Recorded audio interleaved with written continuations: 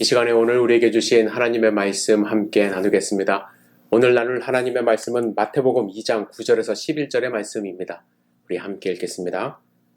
박사들이 왕의 말을 듣고 갈새 동방에서 보던 그 별이 문득 앞서 인도하여 가다가 아기 있는 곳 위에 머물러 서 있는지라. 그들이 별을 보고 매우 크게 기뻐하고 기뻐하더라. 집에 들어가 아기와 그의 어머니 마리아가 함께 있는 것을 보고 엎드려 아기께 경배하고 보배압을 열어 황금과 유향과 모략을 예물로 드리니라. 아멘. 오늘 말씀을 기대하면서 잠시 기도드리겠습니다. 사랑과 은혜가 충만하신 아버지 하나님, 주님의 음성을 사모합니다. 주님 말씀하여 주시옵소서. 주님이 주시는 말씀을 마음 가운데 새기고 우리가 이 세상을 넉넉히 승리하며 살아갈 수 있도록 인도하여 주시옵소서. 오늘 주님이 함께 하실 것을 믿습니다. 예수님의 이름으로 기도드렸사옵나이다. 아멘. 크리스마스가 다가오면 생각나는 단편 소설이 있습니다. 오 헨리의 크리스마스 선물이라는 소설입니다. 이 소설에는 가난하지만 서로 사랑하는 부부 짐과 델라가 등장합니다. 그들은 가난했지만 짐은 할아버지 때부터 물려받은 시계가 자랑거리였고 델라는 길고 아름다운 황금색 머리카락을 자랑거리로 삼고 있었습니다. 그러던 어느 해 성탄절날 델라는 남편에게 크리스마스 선물 제대로 좀 하고 싶었습니다. 그래서 무엇을 할까 마음을 먹었지만 그들에게 있는 돈은 고작 1달러 87센트에 지나지 않았습니다. 이 돈으로는 도저히 짐에게 그가 원하는 또 의미 있는 선물을 살 수가 없었습니다. 고민 끝에 델라는 짐이 가지고 있던 할아버지 유품 시계에 어울리는 품이 있는 시계줄을 발견하고 그 시계줄을 짐에게 크리스마스 선물로 주기 위하여 자신의 길고 아름다운 머리카락을 잘라서 20달러에 팝니다. 그리고 그 돈으로 시계줄을 삽니다. 그렇게 시계줄을 짐에게 선물했는데 짐은 델라에게 주려고 그 시계를 가게에서 팔아서 최고급 머리빗 세트를 샀습니다. 길고 아름다운 머리를 잘 빗으라고 그렇게 한 것이죠. 크리스마스 날 서로 선물을 교환한 후 델라는 이러한 모순적인 상황, 서로에게 선물이 필요 없게 된 상황 아닙니까?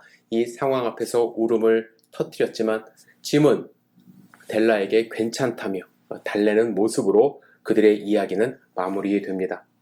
이 소설은 보는 각도에 따라서 좀 다른 해석을 낳습니다. 보편적으로 해석하는 분들은 어떤 선물이 값진 선물이고 의미 있는 선물인가를 생각합니다. 하지만 어떤 분들은 살기 어려운 환경에서 머리카락을 팔고 또 시계를 팔아서 또 시계줄과 머리빗을 꼭 사야 했는가 라며 비판적으로 생각하는 분들도 있습니다. 여러분은 어떻게 생각하시는지요? 그런데 여러분과 제가 함께 생각해보고 싶은 것은 이 소설의 제목입니다.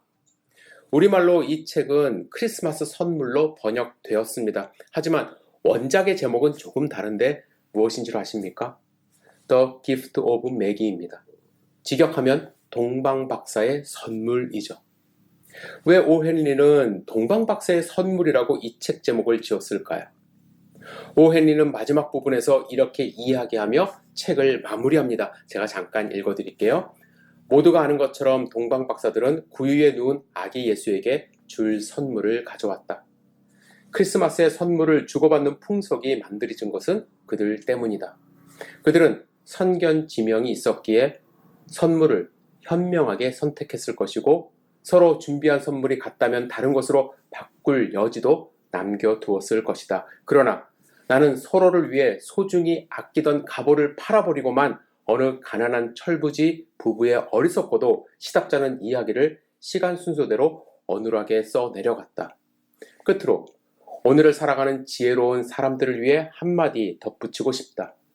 크리스마스를 맞아 선물을 마련한 수많은 부자를 제치고 이 부부야말로 가장 현명했다.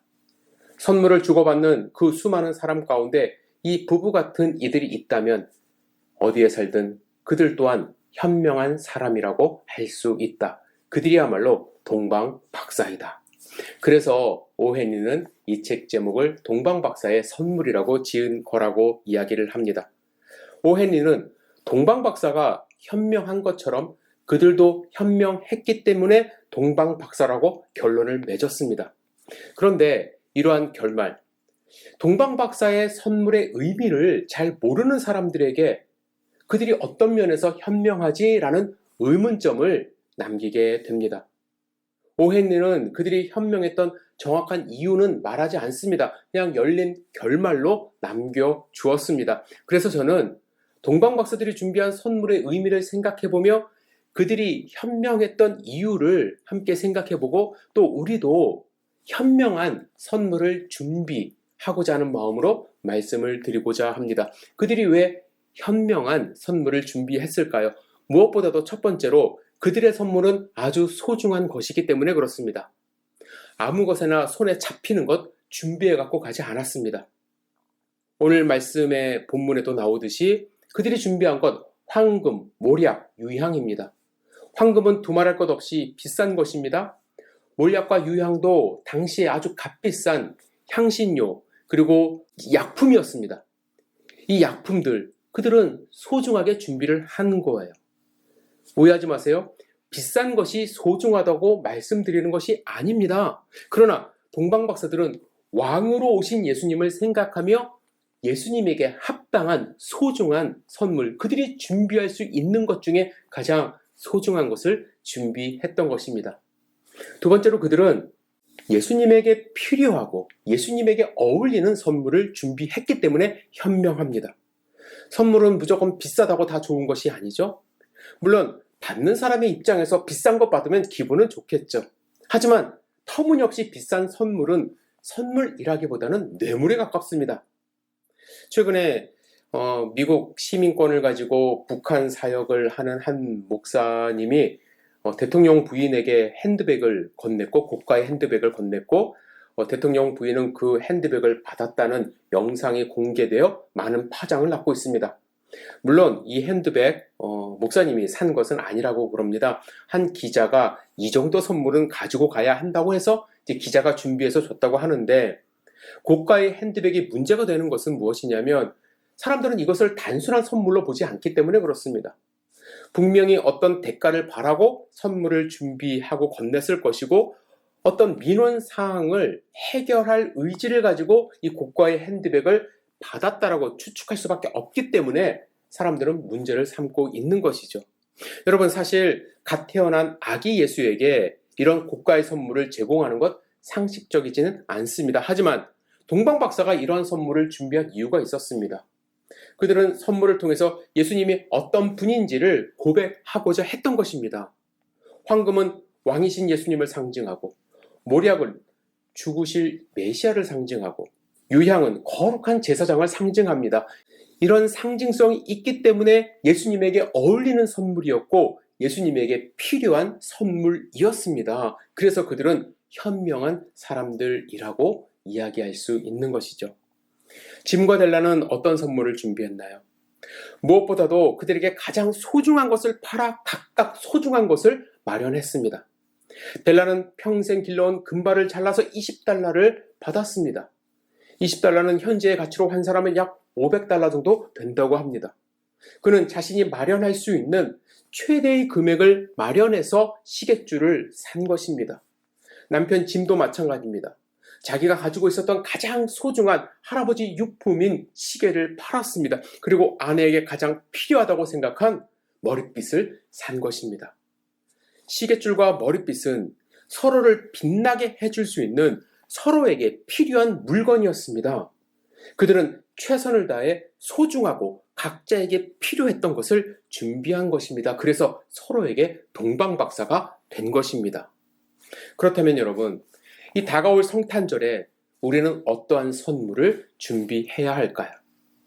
여러분, 사랑하는 사람들을 위하여, 가족을 위하여, 이웃을 위하여, 친구를 위하여 여러분이 할 수 있는 능력 안에서 소중한 것, 필요한 것을 잘 생각하시며 준비하시기를 바랍니다. 그런데 우리가 조금 더 생각해야 할 것이 있어요. 여러분, 성탄절은 누구 생일인가요? 예수님의 생일을 기념하는 날 아닙니까? 그렇다면 우리는 예수님에게 드릴 예물도 함께 준비해야 한다고 저는 확신합니다. 저는 어릴 때 초등학교 4, 5, 6학년 때 일이었던 것 같은데 24일만 되면 머리 위에 놓여져 있을 성탄절 선물을 기대했었습니다. 그런데 어머니는 한 번도 산타처럼 선물을 갖다 놓으시지 않으셨어요. 그래서 한 번은 아버지에게 우리는 왜 성탄절 선물 안 주세요? 라고 퉁명스럽게 이제 물어보니까 아버지가 이렇게 대답하세요. 야, 내가 예수님이냐? 예수님 생일날 내가 왜 선물을 받니? 라고 말씀을 하셨어요. 예수님의 탄생을 기뻐하며 서로에게 선물을 주고받는 것, 좋은 풍속이고 의미 있는 일이지만 최근에는 성탄절의 주인공인 예수님은 뒷전으로 사라지고 왜 성탄절에 선물을 주고받는지, 정작 선물을 주고받아야 할 사람은 누구인지 생각하지도 않으면서 서로 선물을 주고받게 되었습니다. 여러분, 우리는 먼저 성탄절의 주인공이신 예수님께 무엇을 드릴 것인가를 생각해야 한다고 저는 확신합니다. 그렇다면 여러분, 예수님께 드릴 선물은 어떤 것이 되어야 할까요? 예수님은 어떤 선물을 좋아하실까요? 동방박사의 선물에서 힌트를 얻자면 예수님이 받으실 만한 선물은 우리가 준비할 수 있는 가장 소중한 것이 되어야 할 것입니다. 여러분들에게 있어서 가장 소중한 것 주님께 드리셔야 돼요. 그런데 오해하지 마세요. 소중하다고 그래서 머리털 자르고 머리카락 자르고 시계 팔아야 한다. 그런 거 아니에요. 황금, 모략, 유향 준비해야 된다고 말씀드리는 거 아닙니다. 예수님이 물질 좋아하실까요? 아니죠. 여러분, 우리가 주님께 드릴 수 있는 가장 소중한 게 무엇인지를 여러분들 생각해 보셔야 해요. 여러분, 예수님이 물질을 좋아하실까요? 아니죠. 우리에게 예수님께 드릴 수 있는 가장 소중한 것이 무엇인지를 생각해야만 합니다. 여러분, 우리에게 가장 소중한 것 무엇입니까? 한번 생각해 보세요. 제가 몇 년 전에 설교에서 한 책을 소개한 적이 있습니다. 스펜서 존슨이 지은 선물이라는 책이에요. 여러분, 이 선물이라는 책 원 제목은 무엇이냐면 기프트가 아닌 프리젠트예요. 프리젠트. 저자는 같은 철자를 사용하는 프리젠트, 즉 현재가 우리에게 가장 큰 프레젠트, 선물이 될 수 있다라고 말합니다. 여러분, 현재, 이 순간을 주님 앞에 드리는 것, 그것이 가장 소중한 선물이 될 수 있다라는 거예요. 주님이 원하시는 것은 어쩌면 현재 나의 삶을 드리는 것이 될 수 있음을 여러분들 아셔야 돼요. 어떤 분은 과거에 얽매여 살아갑니다. 내가 다 해봤어. 헌신도 해봤고, 헌금도 해봤고, 봉사도 해보고, 그런 과거에 얽매여 있어서 현재의 나의 삶을 주님께 드리지 못하는 삶을 살고 있습니다. 어떤 분들은 미래에 드리겠다고 다짐만 해요. 예수님, 이 시간이 조금만 지나면 제가 헌신하겠습니다. 지금은 공부하고 직장생활 하느라 제가 좀 바빠서 이 시간만 좀 지나면 예수님께 시간 내 드릴게요. 그런데 아시는 것처럼 그런 미래 절대로 오지 않습니다. 그리고 이 순간 예수님이 절대로 기뻐하지 않으세요. 바쁘면 바쁜 대로 그 삶을 주님께 드리는 것을 원하십니다. 예수님은 우리에게 영원한 미래를 주기 위하여 십자가에서 달려 죽으셨어요. 그 사실을 믿는 자들이라면 지금 이 순간을 예수님께 드리는 삶을 살 수 있어야 돼요. 왜냐하면 이 현재가 가장 우리에게 소중하기 때문에 이 소중한 것을 주님께 드려야 합니다. 또한 우리가 드려야 될 것, 예수님께 필요한 것 드려야죠. 현재를 주님께 드리라고 해서 하루 종일 24시간 기도하고 성경만 읽고 예수님이 그런 삶 원하실까요? 아니에요. 예수님은 우리의 현재 시간을 뺏는 분이 아니에요. 무의미한 시간, 그냥 시간만 때우는 거, 드리는 거 원치 않습니다. 예수님은 우리가 이 세상에서 해야 할 일을 하기를 원하십니다. 단, 그 일이 예수님께 필요한 일이 되기를 원하시는 거예요. 공부를 해도 예수님께 필요한 공부, 일을 해도 예수님에게 필요한 일, 육아를 해도 사회생활을 해도 예수님께 필요한 것을 하기를 원하세요.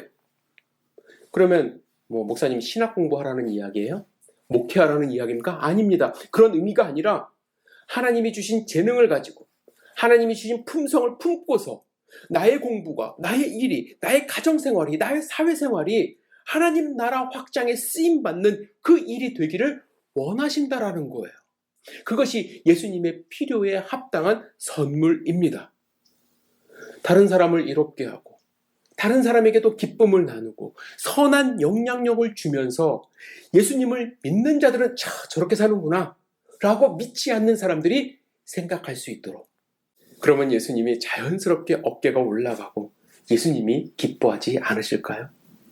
제가 운전하는 버스에 크리스천이라는 이름을 가진 친구가 탑승을 합니다. 저는 이 친구가 변화되기를 기도해요. 정말 그 이름에 합당한 아이가 되기를 정말 기도합니다. 또 버스에 데이비드도 있어요. 저는 이 친구도 좀 변화되기를 원해요. 이름만 크리스찬이 아니라 이름만 다윗이 아니기를 원합니다. 우리 크리스찬도 마찬가지예요. 우리가 세상을 살아가잖아요. 하나님이 여러분과 저를 보시면서 너는 현재의 삶을 나에게 주는 것도 아니면서 나에게 필요한 삶을 살지도 못하는구나 라며 하나님이 한탄하지 않기를 원합니다. 그렇다면 우리는 어떤 선물을 드리는 삶을 살 수 있을까요? 여러분 스스로 한번 고민해 보시기를 부탁을 드립니다. 일주일 동안 여러분들 제가 숙제 드리겠어요. 크리스마스가 다가오는데 나의 삶은 어떻게 주님께 소중한 선물이 될 것인가? 내가 영위하고 있는 이 삶 속에서 어떻게 삶을 살 때에 예수님이 기뻐하실까? 스스로 고민해 보시고 답을 얻으시기를 부탁을 드립니다. 여러분, 울지마 톤스라는 다큐멘터리 영화를 혹시 아십니까? 이 영화는 남수단에서 2001년부터 2008년까지 봉사활동을 펼친 이태석 신부의 이야기를 그리고 있습니다. 줄거리는 이태석 신부가 활동하던 톤스 마을과 그 마을에서 일구어낸 브라스밴드 그리고 학교를 중심으로 이제 다큐멘터리 형식으로 영화가 제작이 되었습니다. 그 톤스 마을의 문화는 어떤 문화가 있었냐면 눈물을 흘리는 것을 수치스럽게 생각하는 문화가 있었습니다. 그런데 이태석 신부가 젊은 나이에 대장암으로 죽게 되어 장례를 치르게 되었는데 그의 죽음 앞에서 그들이 눈물을 흘려요. 그래서 그 다큐멘터리 영화 제목이 울지마 톤스라는 제목이 된 것입니다. 이태석 신부는 부산 남부민동에서 10남매 중 9번째로 태어났습니다. 9살이 되던 해에 아버지가 세상을 떠났고 어머니는 자갈치 시장에서 삭바느질을 통해서 10남매를 키웠어요. 그는 초등학교 시절 동네 성당에서 한 영화를 보게 됩니다. 하와이의 몰로카이 섬에서 버림받은 한센병 환자들과 산 벨기에 선교사 다미엥 신부의 일대기를 다룬 모로카이라는 영화인데요. 거기에 다미엥 신부를 보면서 그와 같은 삶을 살고 싶다고, 살겠다고 다짐을 합니다. 그래서 그는 1987년 부산 인제대학교 의과대학을 졸업하고 근육관으로 복무하면서 가톨릭 신부가 되는 뜻을 마음속에 품습니다. 그리고 나서 신부가 되었어요. 그리고 남수단, 사람이 정말 한국 사람 거의 가본 적이 없는 곳이죠. 그리고 그의 말에 의하면 지구상에서 가장 가난한 곳이 아닐까라는 그곳에 가서 의사로서, 신부로서, 선생님으로 사역하다가 대장암으로 일찍 세상을 떠나게 되었습니다. 2020년도에 울지마 톤스 2편이 개봉되었는데 그 소개 영상 잠시 보고 말씀을 계속 읽도록 하겠습니다.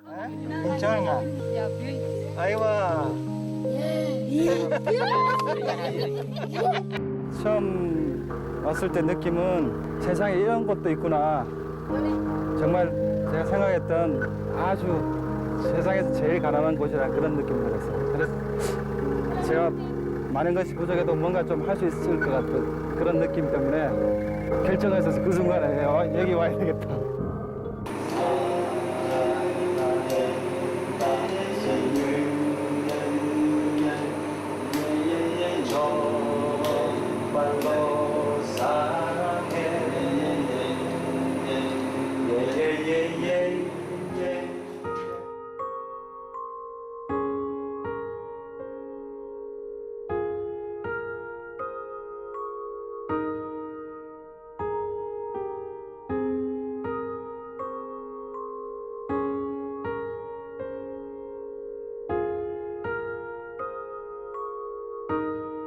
아니 거기 뭐 있다고 가려고 그러냐고. 근데 뭐 자기에게는 최고인 거죠. 더 아프고 이러기 때문에 그들을 더 사랑하고 이런 거보다 그냥 조건 없이 사랑하는 거. 그냥.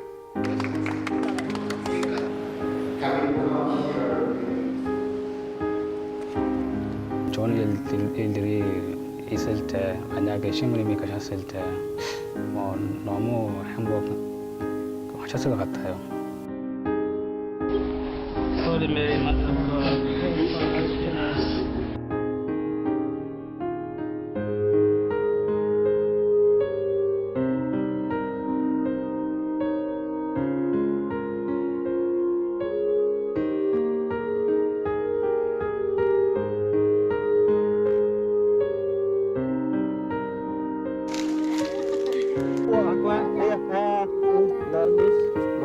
Bữa nào thèm kinh cái nguồn trên toàn phải đi đuổi cho bên. Ben, Ui bây giờ cái tốt được. Không có lúc 걔는 악기들이 여기서는 구할 수 없으니까 나이로비에서 다 사서 실어 와서 아주 값은 그래 비싸진 않은데 여기서 오면 아주 귀중한 거예요. 값으로 따지는 게 아니라 존재 그 자체가.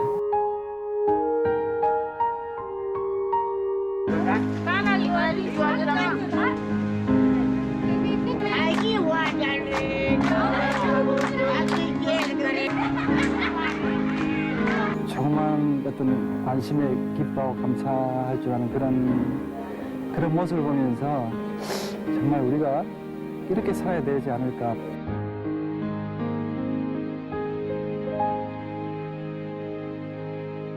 제가 이태석 신부님의 다큐멘터리를 소개한 이유는요, 우리도 이태석 신부님처럼 톤스 같은 그러한 마을에 가서 봉사 활동을 끝까지 해야 된다, 그런 말씀을 드리고 싶어서가 아닙니다.